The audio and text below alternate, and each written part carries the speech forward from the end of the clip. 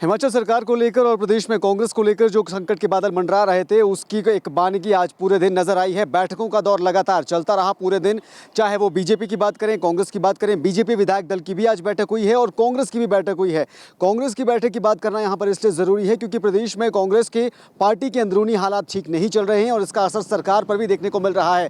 खासतौर से पिछले दिनों राज्यसभा में हुई क्रॉस वोटिंग के बाद सरकार पर खतरे के बादल मंडरा रहे थे और उसको छटाने के लिए कोशिशें लगातार आलाकमान की तरफ से चल रही थी और अब दावा किया जा रहा है कि कोशिशें रंग लाई हैं। भूपेंद्र हुड्डा और डीके शिव कुमार काफ़ी हद तक कामयाब रहे हैं विक्रमादित्य सिंह और प्रतिभा सिंह को मनाने के लिए। और अब से कुछ देर पहले ओक ओवर में एक प्रेस कॉन्फ्रेंस हुई है जिसमें ये सभी नेता मौजूद रहे। उसमें विक्रमादित्य सिंह भी थे, प्रतिभा सिंह भी थी, डीके शिव कुमार थे, भूपेंद्र हुड्डा थे और तमाम ये नेता एक साथ प्रेस कॉन्फ्रेंस करते नजर आए जिसमें उन्होंने कहा कि पार्टी के अंदर सब कुछ ठीक है, किसी तरह की कोई नाराजगी किसी की नहीं है और अब एकजुट होकर वो लोकसभा चुनाव की तैयारियों को लेकर जुट गए हैं। यानी कि लोकसभा चुनाव की तैयारियों का जिक्र किया जा रहा है, जबकि प्रदेश के अंदर सियासी तौर पर सरकार के सामने बड़ी चुनौतियां पिछले 2 दिनों में देखने को मिली हैं। तो अब दावा किया जा रहा है कि संकट के बादल जो है वो छट चुके हैं। लेकिन विक्रमादित्य सिंह ने इस प्रेस कॉन्फ्रेंस में कुछ भी नहीं कहा, एक शब्द नहीं कहा।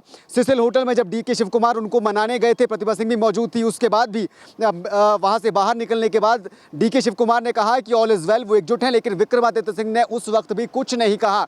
यानी कि अब बताया जा रहा है कि विधायकों को, कांग्रेस के विधायकों को एक तरह से बात करने से मना किया गया है। लेकिन ये भी दावे पर्यवेक्षकों की तरफ से किए गए हैं कि सब कुछ ठीक है, सब कुछ सॉर्ट आउट कर लिया गया है और अभी के लिए सरकार प्रदेश की जो है वो सेफ है। हालांकि दूसरी तरफ विपक्ष का दावा है कि सरकार के खुद के विधायक कांग्रेस की जो है वो नाराज बने हुए हैं और प्रतिभा सिंह को तो वो बीजेपी में आने का न्योता तक देते नजर आए हैं। जयराम ठाकुर ने एक बार फिर कहा कि कांग्रेस की हालत जो प्रदेश में हो रही है वो कांग्रेस की खुद की वजह से है और बीजेपी का इसमें कोई रोल नहीं है।